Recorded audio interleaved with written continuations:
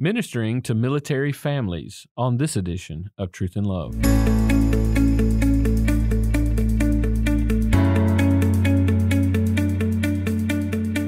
I'm Dale Johnson, and you're listening to Truth and Love, a podcast of the Association of Certified Biblical Counselors, where we seek to provide biblical solutions to the problems that people face. This week on the podcast, I am joined with Aurelia Smith. She has been married to Nate, her former military husband, for 20 years. She's written a book called Ministering to Military Women. She's been an ACBC member since 2010. She also did an undergraduate degree at the Air Force Academy and an MABC at the Masters University. And it's always fun for me to talk to Aurelia, particularly about issues in the military and ways that ACBC is sort of exploring how we can do a better job at ministering to those who are associated with the military and who serve in the military. Man, it's always fun to do that. But Aurelia, I want to ask you, start off with this question, just to ask you, why is this issue, maybe I alluded to some of that in the bio, but why is this issue so close to your heart? Maybe you can go into a little bit of detail about that. Absolutely. Well, my father was in the military, so I was actually born into the military context.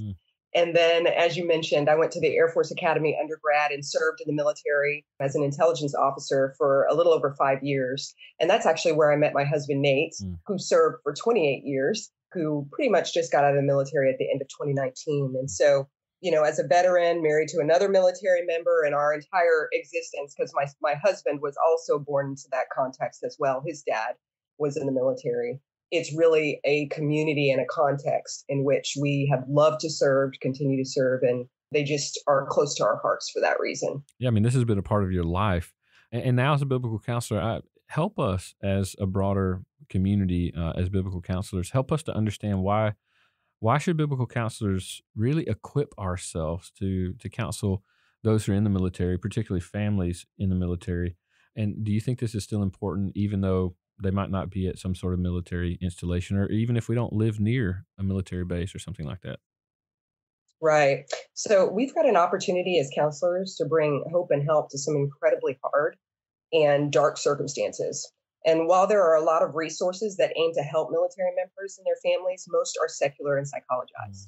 The military is doing the best it can, but we as God's people have a firm foundation and a sure hope to offer people in the middle of some really hard things. So it's important to equip yourself to minister to the military so your counseling, instruction, and implementation aren't hindered by an inaccurate understanding of the context in which the person is operating. For instance, when we're talking about marital counseling, we love to have both husband and wife present, but, understand that if you're talking about improving communication between spouses and one is deployed, some of the ways that you do that homework is going to be very, very different because of those realities. Also, even if you don't live near a military installation, you more than likely know someone who's related to a military member. So a veteran's parent, grandparent, sibling, or friend. Although the context is unique, the core heart problems that drive temptations and sins are the same for all people. I'd also say that several missionaries have stated that many of the blessings and challenges that military members face are sometimes similar to them as well. So yeah, all kinds of reasons, and whether you're near an installation or not would be really wise to equip yourself. Now, I want to talk a little bit more deeply about some of those blessings and challenges, but part of what you're describing is just, it takes us doing good data gathering work to understand what this person's life is really like. And then, as you mentioned, it's so important to understand that context. And then also when we're giving homework, we're giving ways that a person can put on something that God tells them to put on. We've got to think about their context. If their spouse is deployed, I mean, we have to come up with creative ways that they can employ those in a good way. So I want to get back to the blessings and challenges. You mentioned that. What are some of those blessings and challenges? Maybe you can contrast that for us, for military families, some of the challenges that they face, the blessings that they experience being a military family, and why might these be important for our biblical counselors to know about? Right. I love to talk about the blessings in particular because some of us are familiar through mass media or things that we've heard or understand about some of the challenges. But I love to start with the blessings because a lot of times when someone is in the midst of the trenches of dealing with these hardships, they can forget all the magnificent ways in which God is working and blessing them.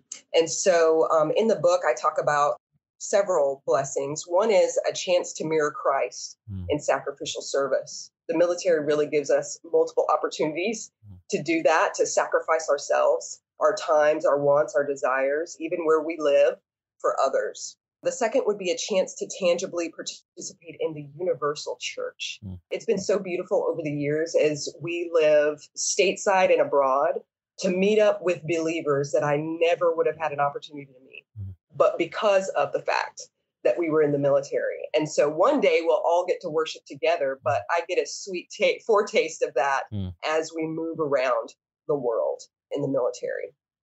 Another is a chance to grow in God dependence. mm, You will quickly come to the end of yourself mm, in this context. mm. The problems are too big, and what's being asked of you is really hard.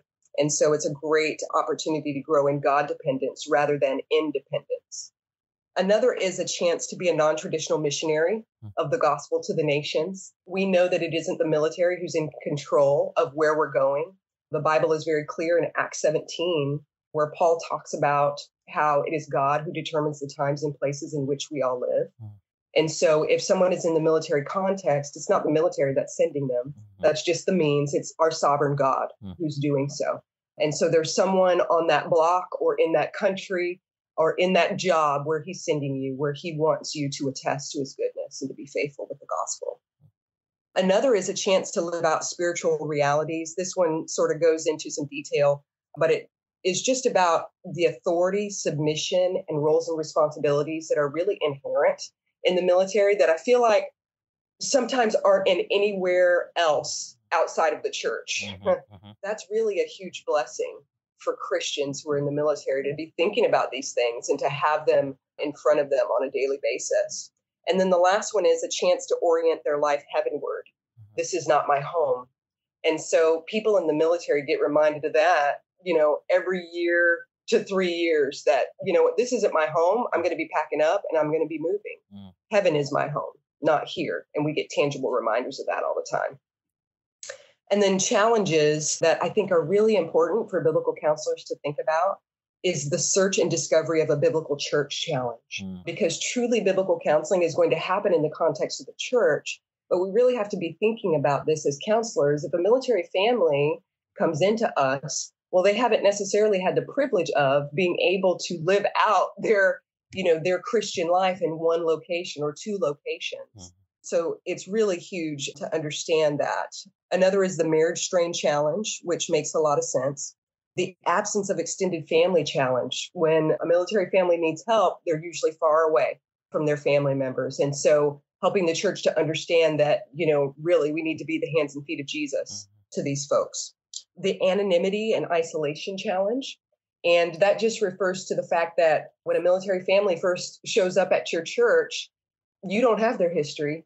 You don't know anything about them. And so for a season, they're anonymous. And it takes a great deal of work and effort to seek to build into and invest into those relationships.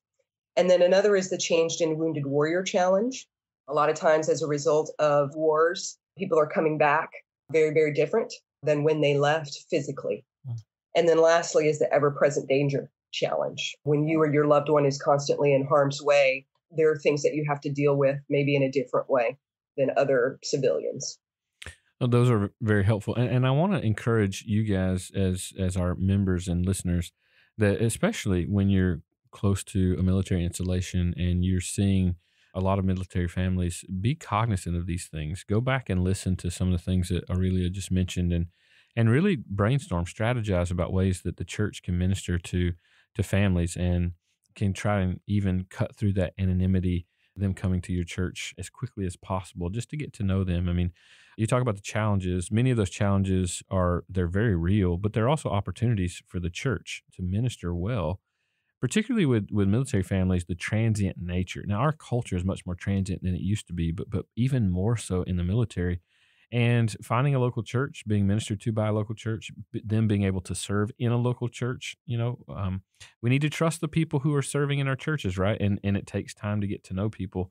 But I want you to just help us to brainstorm about how can local churches and particularly biblical counseling community practically help those who are affiliated in our armed forces, at least knowing some of these challenges that you just mentioned? I would say educate yourself about the military context, something this podcast is definitely helping counselors to do, but also consider workshops, selected articles about the subject, and even 501c organizations like Mighty Oaks Warrior Program and Fallen Soldiers March, who are in the trenches on a daily basis, serving this demographic in God honoring ways.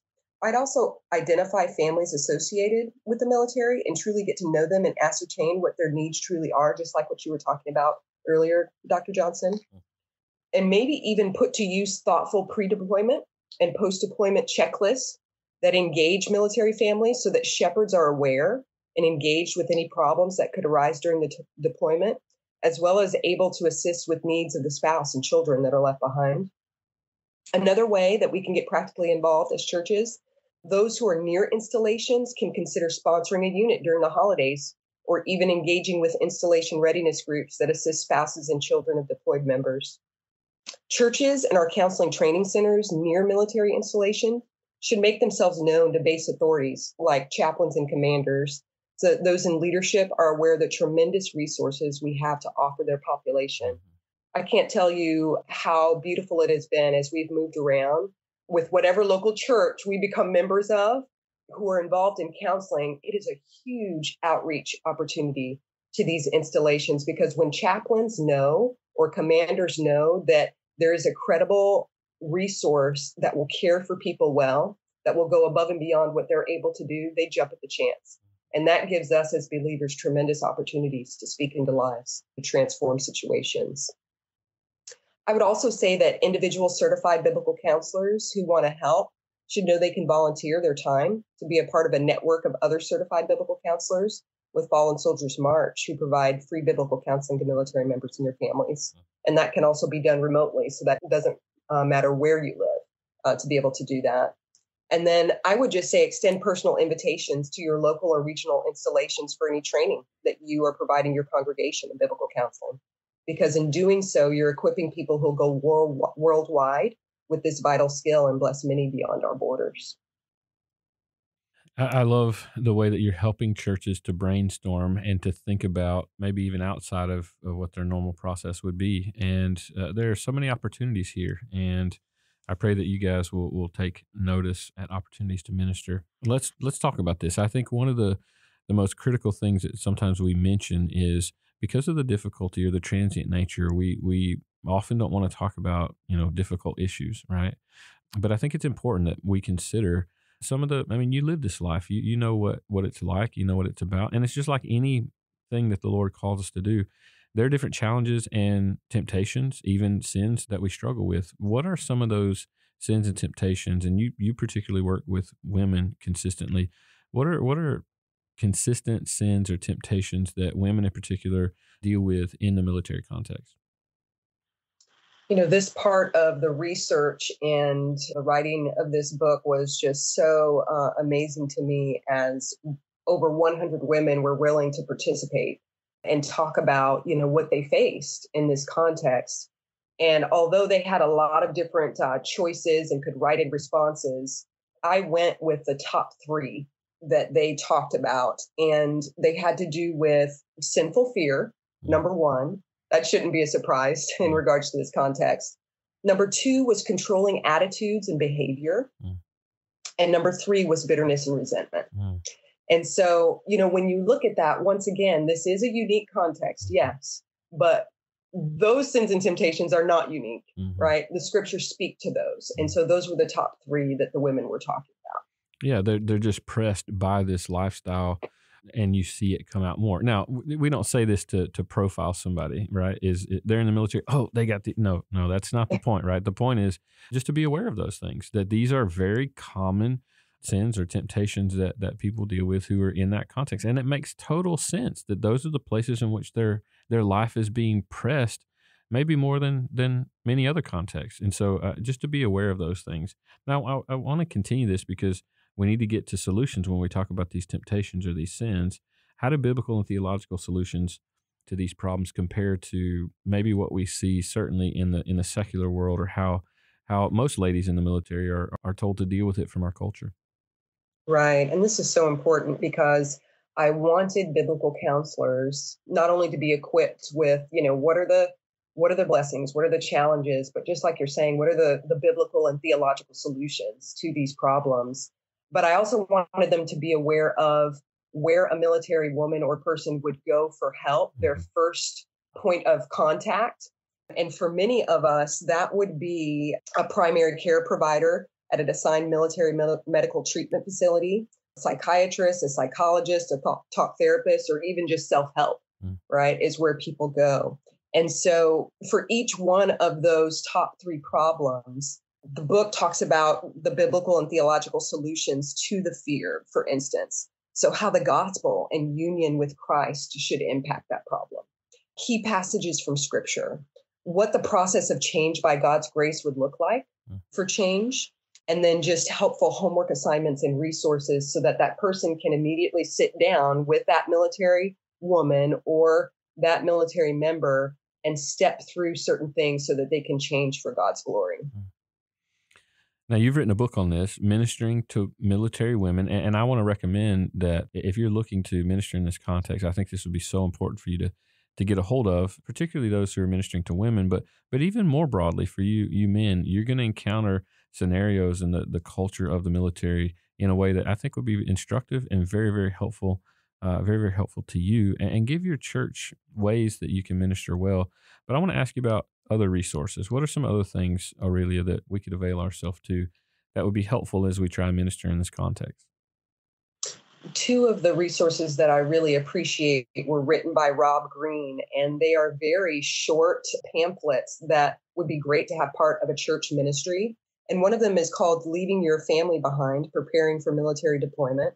Another is called Reuniting After Military Deployment.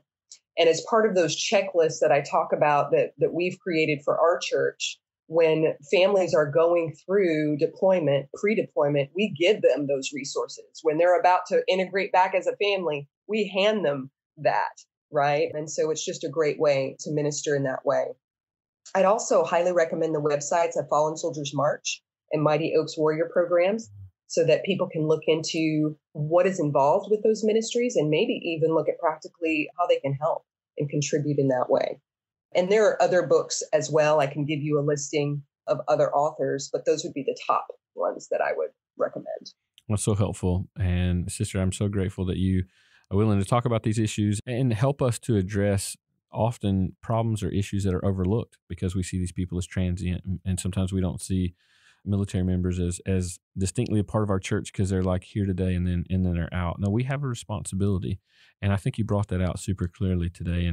And we need to meet the challenge to ministering well in every case and context that the Lord gives to us to encourage them. Because as you said, God's about to send them to another place, and we want to equip them well to go to that assignment and to live for His glory wherever He sends them. So thank you, sister. I appreciate it.